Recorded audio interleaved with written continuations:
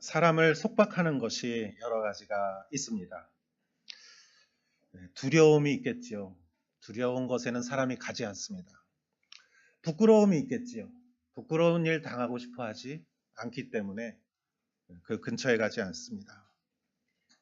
또 소외감이 있겠지요. 나를 환영해 주는 곳은 가지만 나를 냉대하는 곳에는 가지 않지요. 또 상처가 있습니다. 상처받는 경험이 있으면 비슷한 일을 하고 싶어 하지 않습니다.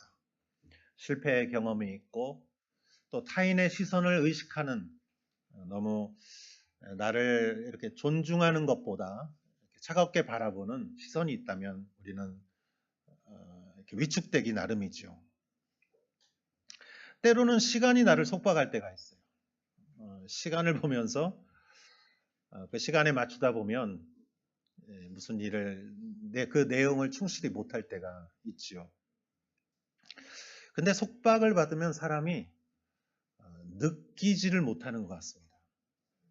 사람은 느껴야 내가 행복하면은 웃고 슬프면은 울고 이래야 되는데 이런 속박이 있으면은 느끼지 못하기 때문에 슬퍼도 울지 못하고 기뻐도 웃지 못하고 그래서 행복을 잘 느끼지 못하는 것 같습니다. 얼마 전에 일본에서 5살 난 아이가 부모의 학대와 그 돌봄을 받지 못하고 방치된 채 사망한 사건이 있었지요. 아빠가 아이의 버릇을 가르쳐 준다고 너무 심하게 대했고 엄마는 그 아빠의 그 하는 일에 대해서 노라고 말하지 못했어요. 그냥 묵인을 한 상태고 그리고 그 아이의 일기장이 발견돼서 그 아이는 매일 내가 잘못했고 내일은 더 잘할 것 같고 용서해달라고 하고 아무것도 잘못한 것이 없는 아이가 부모의 잘못된 훈육으로 인해서 스스로를 속박하고 속박당하고 그것에 대해서 아무런 말을 하지 못한 그런 상황 속에서 안타깝게 생명을 잃었습니다. 대부분 부모는 그렇지 않은데 이런 경우가 일어나는 것이죠. 오늘 읽은 사도행전을 보면 예수님을 십자가에 달았던 그 사람들은 집요하게 그 이후에도 제자들에게 그 성령이 임하고 교회가 탄생하고 복음이 전파되려고 하는 모든 순간에도 집요하게 그들을 계속 방해하고 속박하고 제한시키고 그러한 일이 계속 되었습니다. 그러나 교회는 그러한 것에 억압당하지 않고 그러한 것에도 불구하고 용기를 가지고 그 복음을 전파했습니다. 오늘 성경 말씀을 우리가 이해하기 위해서 사도행전의 내용을 조금 이전에 있었던 내용을 조금 여러분에게 말씀드리고자 합니다. 예수님이 십자가에서 돌아가신 이후에 장사하시고 사흘 만에 부활하셨으며 40일 동안 부활을 제자들에게 전파하셨고 그리고 하늘에 오르시고 제자들은 마가의 다락방에서 120명이 모여서 기도했죠. 그들은 밖에 나가지 못했습니다. 왜냐하면 그 예루살렘은 무서운 곳이었어요. 그들을 냉대하는 곳이었고 예루살렘의 지도자들은 결코 예수님과 그 제자들을 좋아하지 않았습니다. 그들은 방 안에서 기도하는 가운데 오순절날 성령이 임했고 그 바람의 그 소리와 강한 바람 같은 소리가 방에 가득 차고 불의 혀와 같이 갈라지는 것이 한 사람 한 사람 머리 위에 있기 시작했을 때 그들은 성령이 말하게 하시는 대로 말하기 시작했습니다. 큰 소리로 난 곧 방언으로 외국어로. 여러분 이것은 굉장한 사건이죠. 내가 숨죽이고 움직이지 마. 가만히 있어. 말하지 마. 이렇게 그들은 위축된 상황에서 성령이 임했을 때 그들은 소리를 질렀어요. 그들은 용기를 얻었어요. 그리고 그 소리로 인하여 사람들이 놀라기 시작했습니다. 그때 베드로가 일어나서 말했죠. 이것은 요엘서에 나온 그 예언이 실현된 것이다.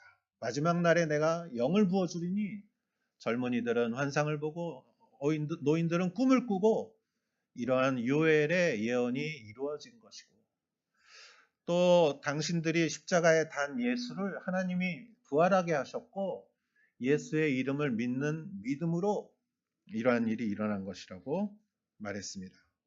회개하고 예수님의 이름으로 세례를 받고 성령을 받으십시오. 그랬을 때 3,000명이 구원받는 역사가 있었습니다. 이것이 교회의 시작이었죠. 그리고 사도행전 3장에서는 베드로와 요한이 성전에 기도하러 가다가 성전 미문 앞에 앉은 안진뱅이를 보고 안진뱅이는 나면서부터 안진뱅이 된 사람은 베드로와 요한을 보고 구걸을 했는데 베드로와 요한이 우리를 보라 했을 때 그는 바라보았어요. 구걸할 때는 아마 이렇게 쳐다보지 않을 거예요. 이렇게.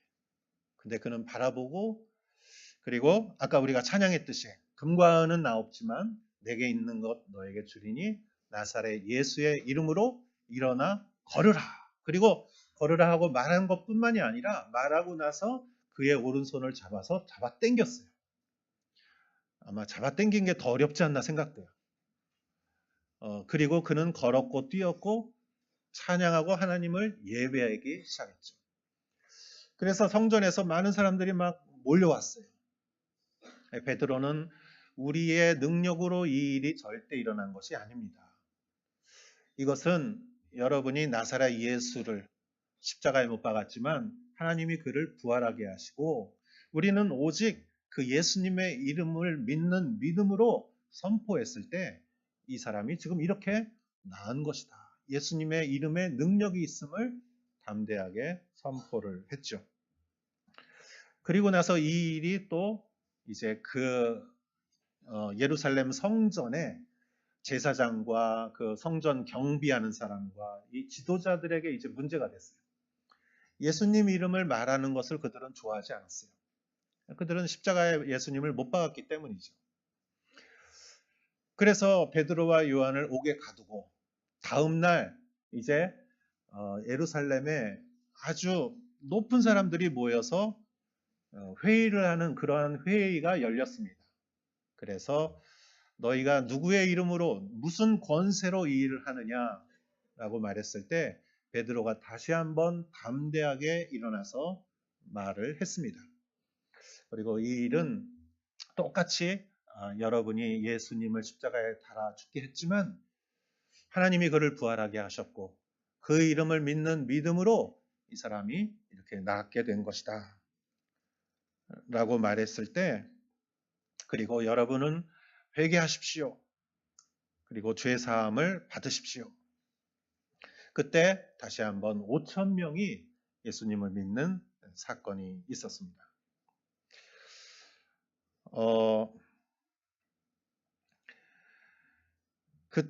이 두 사람들의 베드로의 이 말을 듣고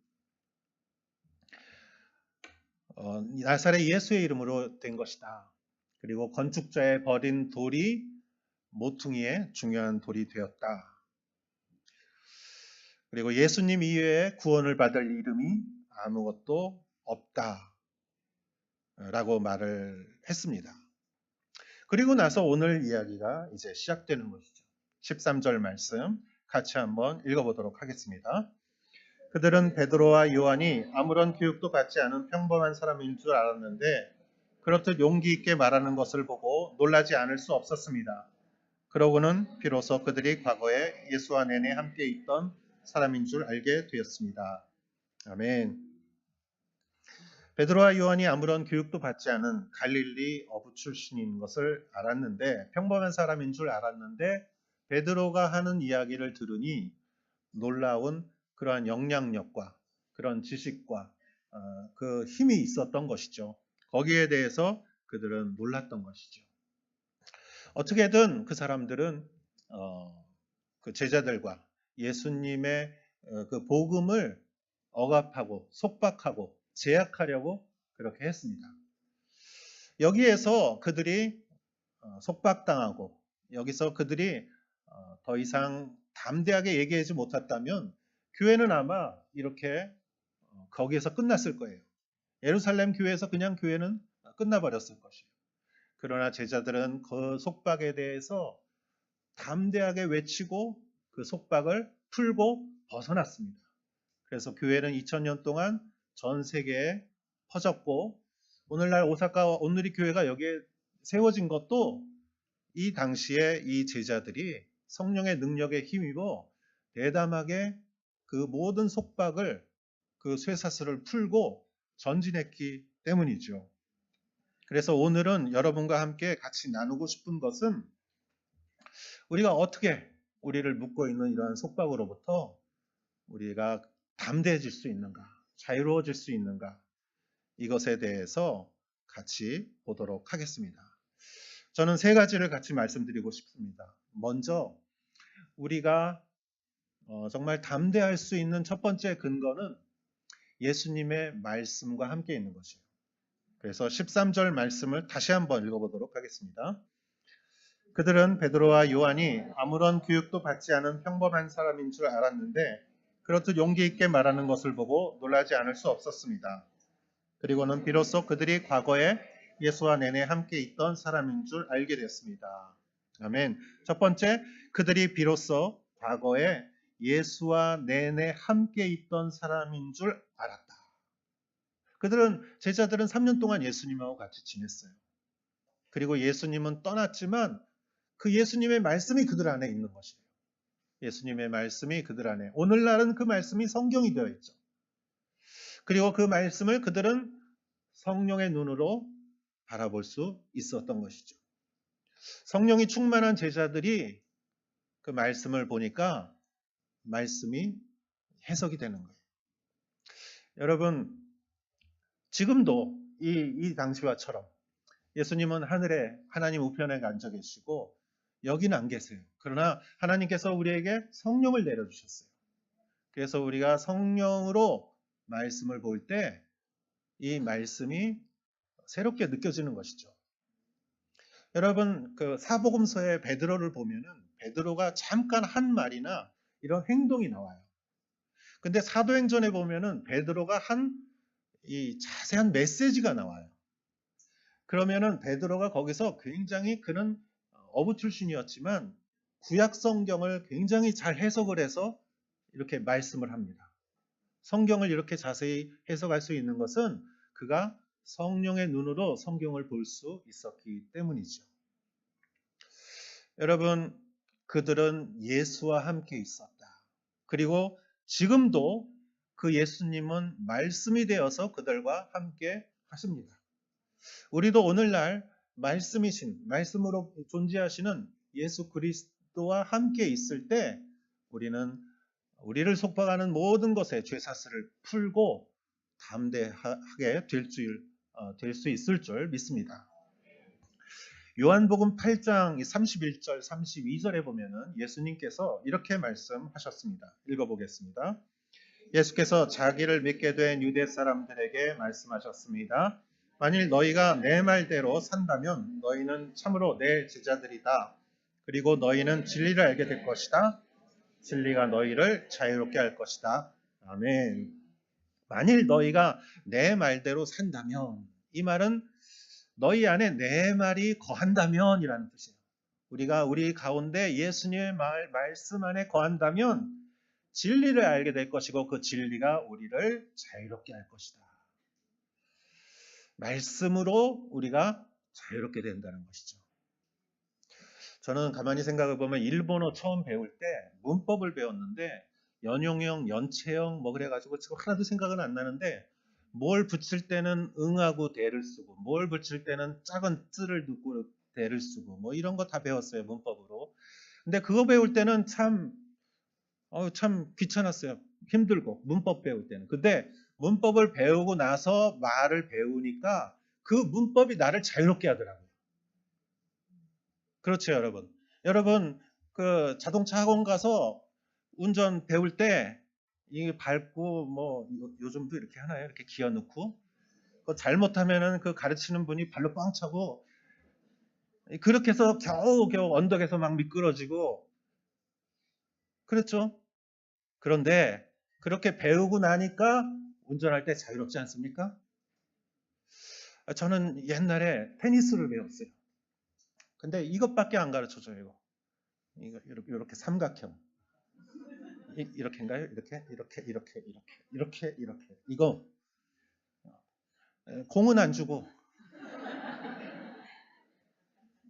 근데 이거를 계속 이거 하다 보니까 이게 나를 자유롭게 하는 거예요. 운동할 때. 여러분, 우리 말씀이 사실 쉽지는 않습니다. 그러나 우리가 말씀을 애를 쓰고, 우리 교회가 그래서 생명의 삶 보고 애를 쓰지 않습니까? 1대1 가지고 그렇게 세미나도 가고. 그런데 그렇게 말씀을 내 안에 거하게 하면은 그 말씀이 내가 살아갈 때 정말 내가 힘들고 어렵고 외롭고 내 어둠 속에 있을 때 그 말씀이 나를 자유롭게 하는 것이죠. 할렐루야. 그 말씀이 성령의 빛을 받아서 나에게 길을 가르쳐 주는 것이죠. 우리는 하나님께서 우리를 창조하셨어요. 우리는 다 목적이 있습니다. 그래서 다 얼굴 생김새도 다르고 성격도 다 달라요. 똑같으면 재미없을 거예요. 다 달라요. 어떻게 눈, 코, 입 그거밖에 없는데 어떻게 이렇게 다를 수가 있어요? 참, 하나님은 대단하셔요. 그래서 모든 사람을 다르게 하시고, 그래서 우리는 각자의 역할이 있어요. 그런데 말씀을 알면은 그 역할을 아는데 세상의 지식만 가지고는 그걸 발견하기가 참 힘들어요. 세상은 유능하냐, 얼마를 가졌느냐, 이런 몇 가지로 판단을 하죠. 그것도 필요한 것입니다. 그러나 우리 한 사람 한 사람에 대해서 관심을 가져줄 수가 없어요. 세상은 바쁘게 돌아가고. 그러나 하나님의 말씀은 우리 모든 사람들에게 하나님이 나를 어떻게 창조했는지 모든 사람에게 깨우쳐주고 알게 해주시고, 그래서 말씀을 보는 사람은 내가 얼마나 소중한 존재라는 것을 깨닫는데, 얼마 전에 그 어린 아이가 학대당하고 이렇게 세상을 떠났는데, 아이는 저항할 수 없었지만 혹시 그 어머니라도 성경 말씀을 알았으면, 내가 너를 사랑하느니 너는 나의 보배다, 이런 하나님의 말씀을 혹시 알았다면, 그렇다면 그 조그마한 생명이 나도 사랑하고, 내가 안 낳은 아이지만 하나님께서 사랑해서 주신 아이라는 그런 마음이 있었다면 어느 순간에서는 노라고 할 수 있었지 않았을까, 그렇게 생각을 했습니다. 여러분, 이 세상에 어떠한 풍조와 이 세상에 어떤 나를 압박하는 많은 것들이 사실 있습니다. 때로는 나를 바쁘게 하고, 때로는 나를 초조하게 하고, 나를 코너에 몰아가게 하고. 그러나 하나님의 말씀에 거할 때 하나님은 우리에게 자유를 주시는 줄 믿으시기 바랍니다. 그 안에서 용기를 얻으시고 성령으로 말씀을 채우시고 여러분의 모든 삶이 하나님 안에서 그러한 속박에서 벗어나는 자유를 누리시기를 축원합니다. 네. 두 번째는 믿음입니다. 성령 안에서 믿음이 우리를 자유롭게 해주는 것이죠. 14절에서 16절까지 한번 보도록 하겠습니다. 게다가 병이 나은 사람이 두 사람 곁에 서 있는 것을 보니 더 이상 할 말이 없었습니다. 그래서 그들은 그 사람들을 공회 밖으로 나가도록 명령하고 함께 의논했습니다. 그들이 서로 물었습니다. 이 사람들을 어떻게 할까요? 그들이 대단한 기적을 행했다는 사실을 예루살렘에 사는 모든 사람이 알고 있고 우리도 그것을 부인할 수는 없습니다. 아멘.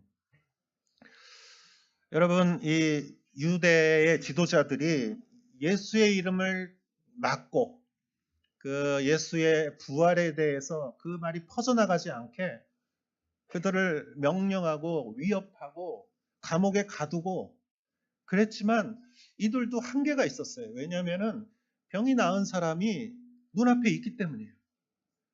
모든 사람들이 그를 봤어요. 오늘 아침까지만 해도 그는 이 미문 앞에서 구걸을 하는 사람이었는데 지금 변화돼서 눈앞에 있으니 이거를 어떻게 변명할 거리가 없는 것이에요.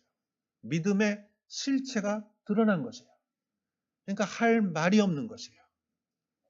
여러분, 믿음은요, 바라는 것들의 실상이요, 보이지 못하는 것들의 증거라고 그랬어요. 세상은요, 증거와 실체를 보고 믿어요. 그런데 우리는, 믿는 사람은 믿음이 있는 것이 실체예요. 믿음이 있는 게 증거예요. 우리는 그렇게 사는 사람이에요. 그러니까 세상 사람들이 감당할 수 없는 거죠. 옛날에 우리 이 교회를 개척하신 김사무엘 목사님이 미국에서 선교사로 일본에 오실 때 이렇게 말씀하시더라고요. 그때 얘기를 해주시는데 기도하는 중에 하나님께서 교회를 8개를 주셨대요.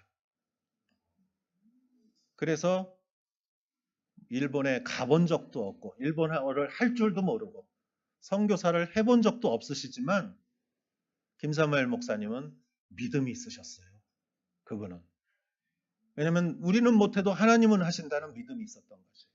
그래서 그 믿음을 가지고 일본에 오셨는데 보니까 목사님이 아들이 셋이 있는데 부인이 임신을 하면 아기를 낳으래요.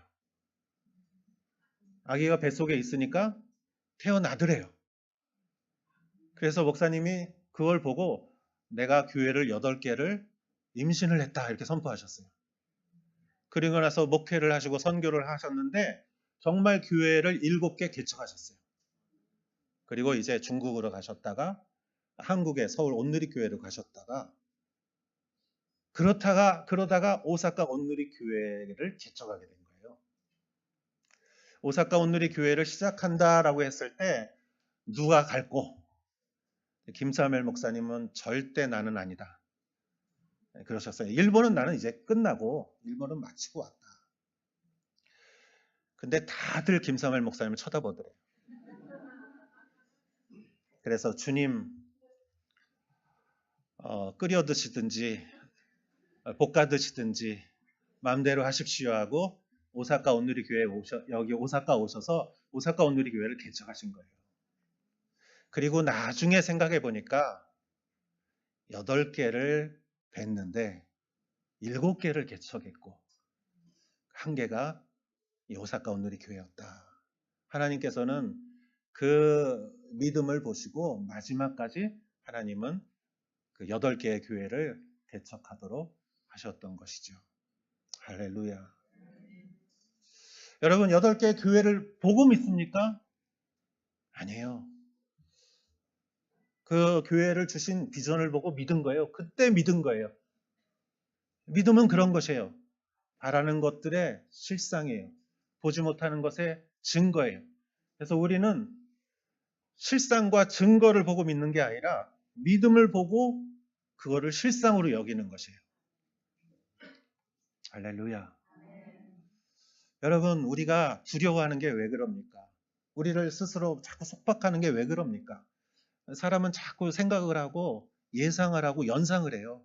이렇게 하면 이렇게 될 것 같고 저렇게 될 것 같고 그러다 보면은 다 낭떠러지에 떨어지고 강물에 빠져요. 그러니까 아이 안 해. 내 믿음이라는 건 그것이 아니라 하나님이 하라 하시면 그냥 하는 거예요. 그 다음에 어떻게 될지 그 하나님께 맡기는 거예요. 여러분 사도행전의 제자들이 믿음을 보고 행했지 그 다음에 어떻게 될 거를 예상하지 않았어요. 수많은 박해와 어려움이 왔지만 하나님은 광야에 길을 만드시고 사막에 강을 만드시고 하늘에 사닥다리를 만드시는 분이 하나님이십니다.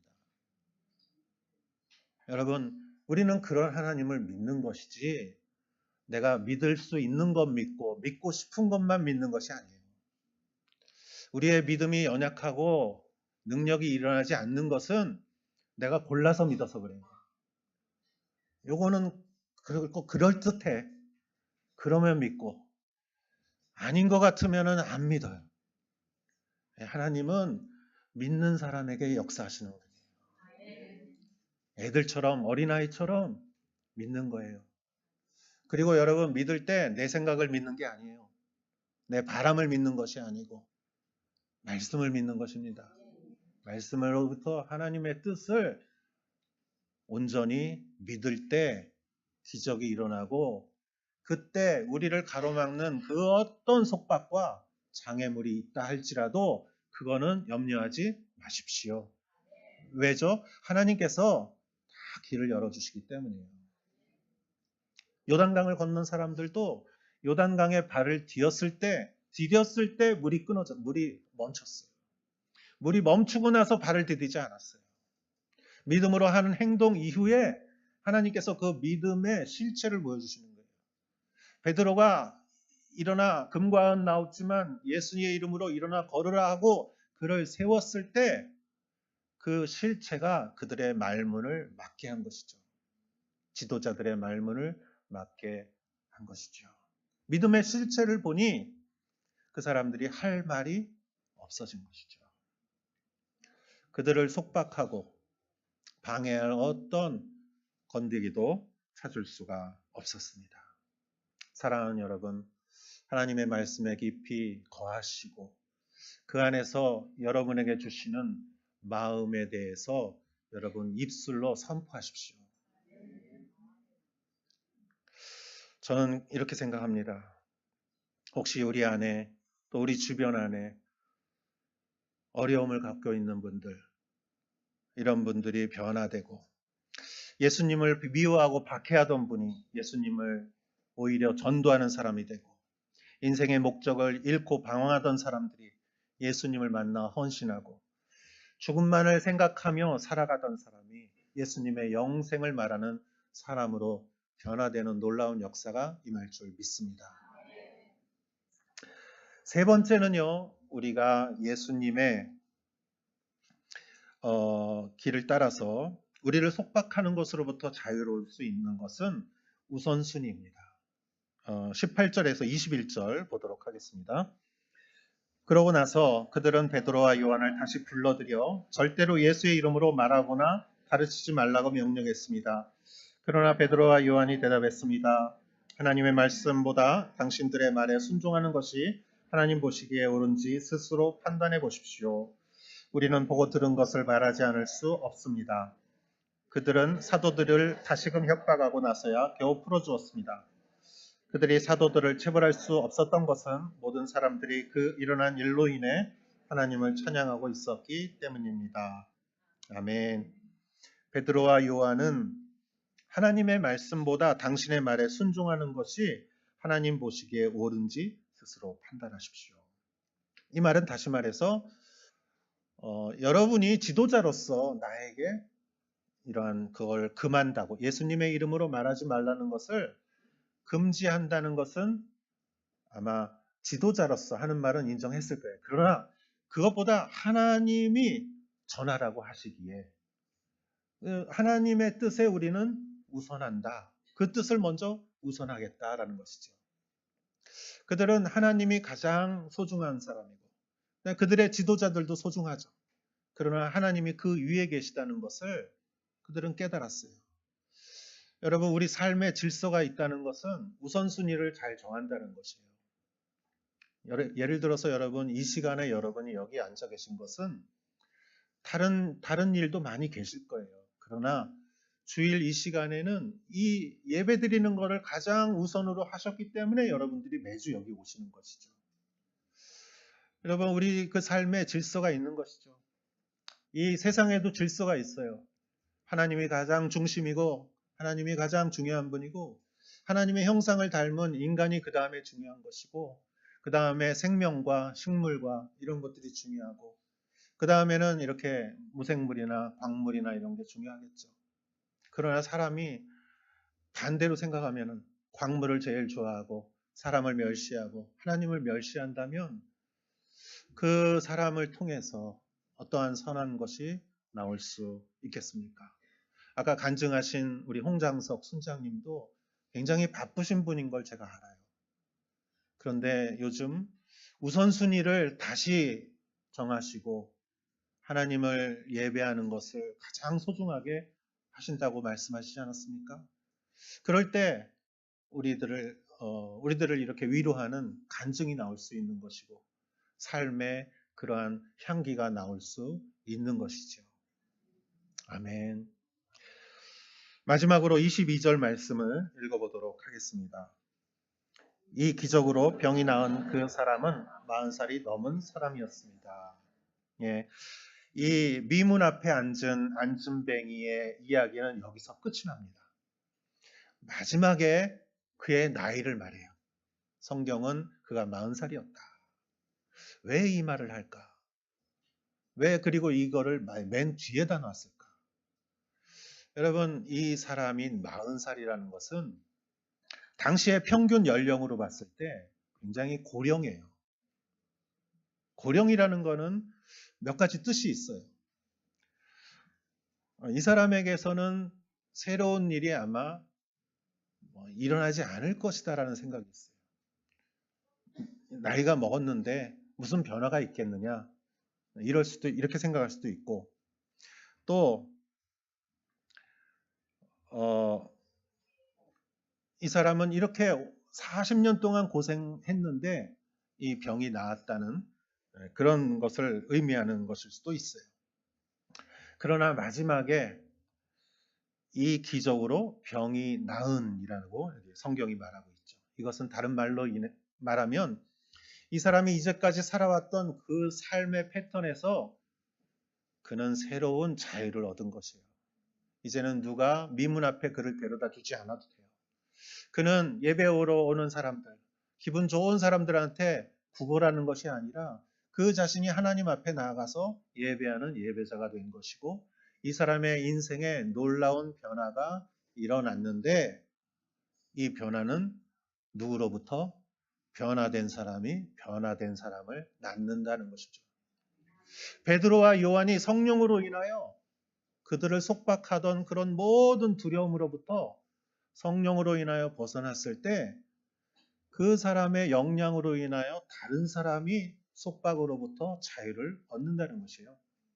그렇기 때문에 여러분이 성령 충만하여 말씀으로, 믿음으로, 또 하나님을 사랑하는 그 사랑의 마음으로 여러분이 스스로 자유로워질 때 그 효과는 바로 여러분의 주변에서 일어납니다.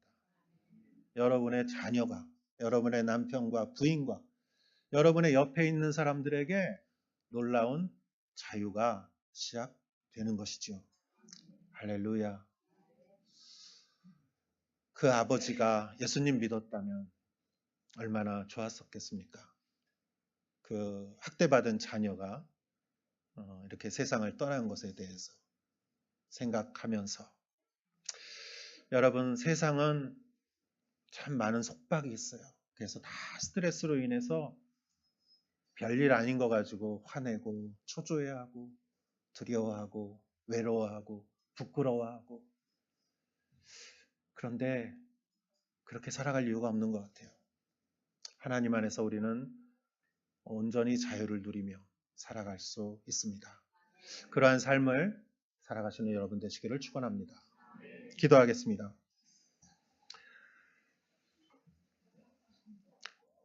여러분 조금 시간이 갔지만 이 시간에 잠깐만 기도할까요? 여러분이 두려워하는 것이 무엇입니까? 여러분이 지금 여러분의 마음을 사로잡는 것이 무엇입니까? 그것이 혹시 선한 것이 아닐 때 그것은 무엇일까요? 하나님 아버지, 내가 이것에 사슬을 풀고 자유롭게 되기를 원합니다. 나에게 자유를 주시고 속박에서 벗어나게 하시고 사랑에 머물게 하시고 말씀과 믿음에 머물게 하여 주시옵소서. 같이 한번 기도하겠습니다. 하나님 아버지, 사람들의 시선과 평가, 업적과 말과, 그러나 하나님 아버지,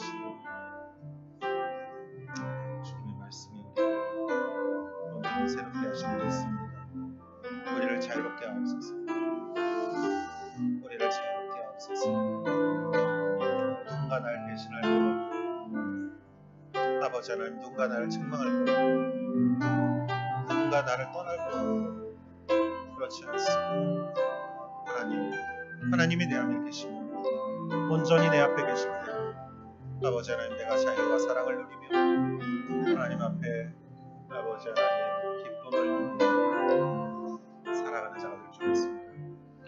하나님, 오늘 예배를 통하여 우리가 아버지 하나님 심령 가운데 이 베드로와 요한을 통해서 이 한 병자가 구원을 받고 아버지 하나님 새롭게 되는 것이 어떤 사람들에게는 그것이 썩 마음에 들지 않는 일이었습니다. 하나님, 우리가 사는 세상에도 너무나 선한 일인데 아버지 하나님 그것을 못하게 하는 그러한 사단의 세력들이 있습니다.